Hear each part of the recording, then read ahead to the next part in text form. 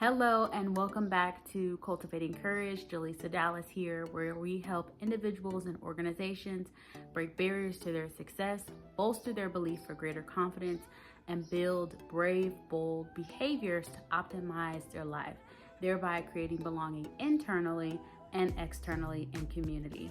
Welcome back.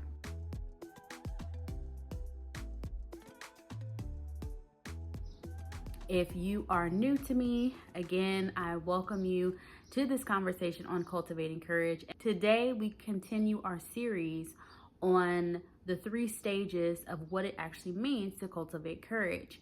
So 2 weeks ago, I talked about doing the inner work or embracing the journey of soul work. That's the first stage. The second stage we talked about last week is developing emotional intelligence, and I went over the 5 components of emotional intelligence.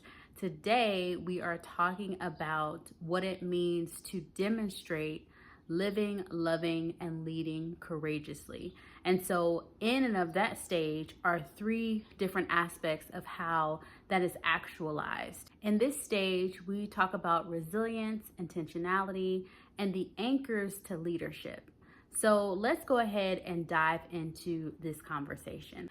I have my notes here simply because this stage is very in depth, because this is where we actualize what it means to live and to love courageously. We get a lot of information, a lot of insight about who we are, how we're navigating life until this point, but now it's time to put it into practice. We've talked about, again, doing the inner work of that first stage, developing emotional intelligence so that we can actually move into what it means to lead and demonstrate that leading, be an example. A lot is entailed in this process. Now, I don't want to go too in depth because that's the purpose of the Cultivating Courage training and development program. It is to elaborate on this and actually give you concepts, frameworks, and practical strategies to implement so that you can, again, actualize the varying aspects of what it means to live, love, and lead courageously. So I have my notes, so bear with me as I read through some of those notes and as I elaborate on some of the items that I'm going to share. In a nutshell, here we are building our authenticity to lead with intention for greater impact. So when we were talking about developing emotional intelligence, I talked about how self-awareness and self-management gives us space to build our intention, and motivation carries that intention into impact, where that is actualized through empathy and relationship management. Here is where we really put this into practice. So when we think of this stage of living, loving, and leading, we're looking at resilience by way of our elasticity.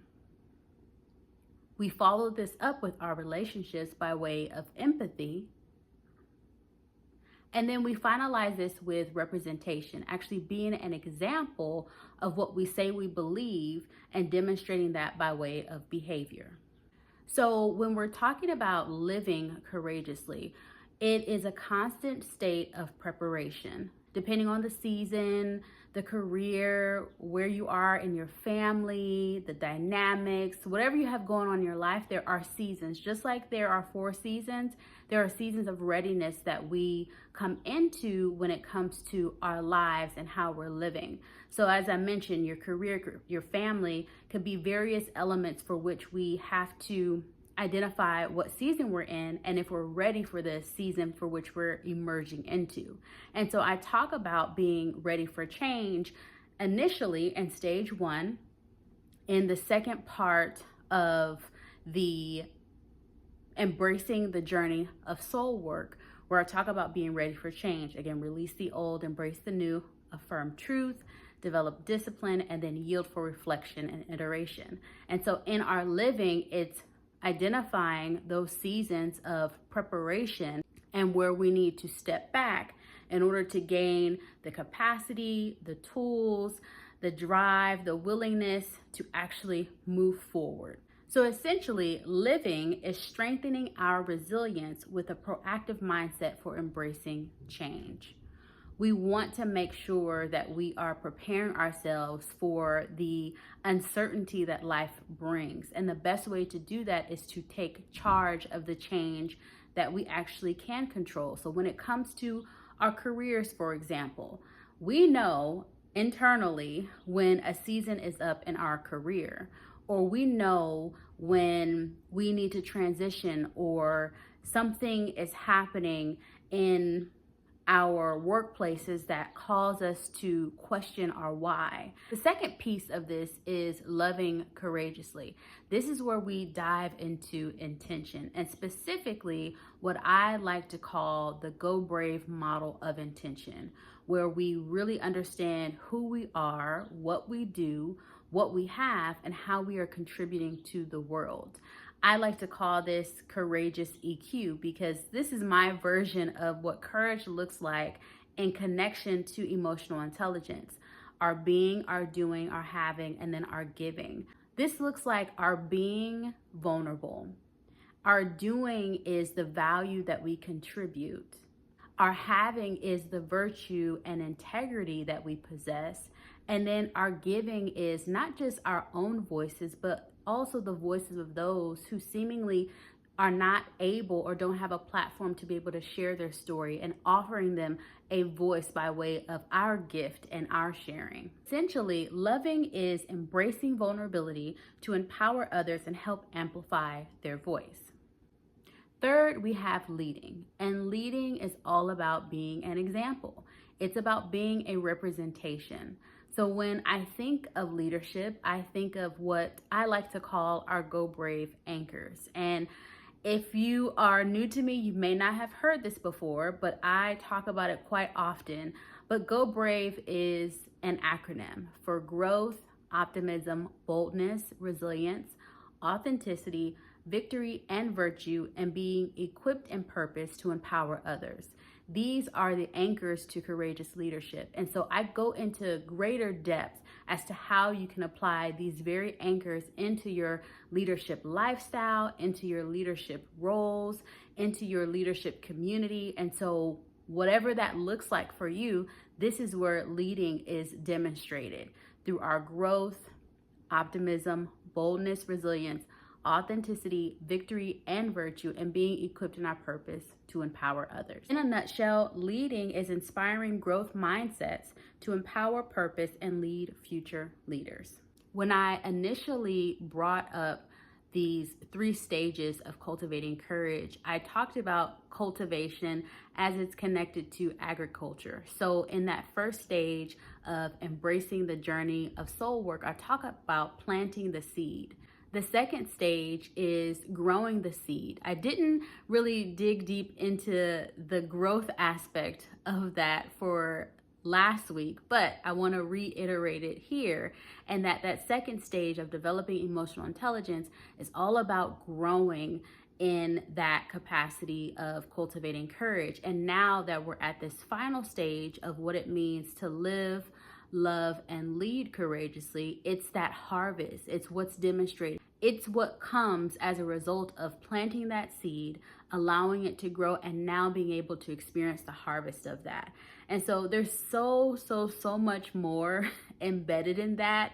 And I don't think I gave it much justice, but for those who have been following me for some time, you know that I spend a lot of time researching, learning, growing my own intellectual capacity and thought leadership.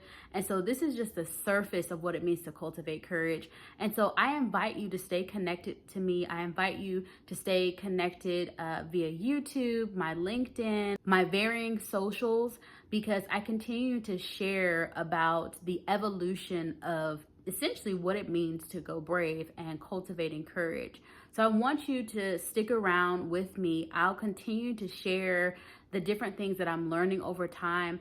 And my hope is that you connect with me in different offerings that I have. For example, upcoming July 22nd, which is next Tuesday, I am partnering with the Rise Collaborative to facilitate a workshop for which I'm sharing about courageous connections. And it's about building inclusive communities. And so in that, I'll be sharing a little bit more about some of the work that I do for Go Brave and how cultivating courage is a part of courageous connections. I'm following that up with a information session called Brave on Purpose. And in that, we do talk about the current climate. We talk about values, and essentially it's about the first step in developing values aligned leadership. And so I talk about in more depth those anchors of courageous leadership, as well as the cost of inaction and fear-based leadership. And then I tell you a little bit more, or explore again some of the concepts that I've shared with you over this series toward the latter part of that session, where I invite you to be a part of the program that I'm offering. So if you are interested, that is on July 29th at 1 p.m. Tuesday, and you could just go to www.gobraveLLC.com to register. It is free for you to do so. I'm going to have another session similar to that on August 13th and follow that up with another session afterwards as well. And that will be our summer series. And of course, there's more to come in the fall, but I don't want you to delay. I have different offerings that are specific for the summertime. For example, Brave the Shift is a summer offer where we do 90-minute intensives, whether it's related to you doing your soul work, gaining greater confidence, you wanting to build your business and or scale it and or figure out some of the ideas and actually put it into action.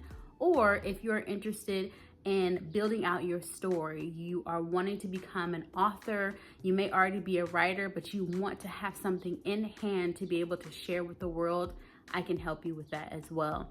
And so I thank you for joining me for this conversation of cultivating courage.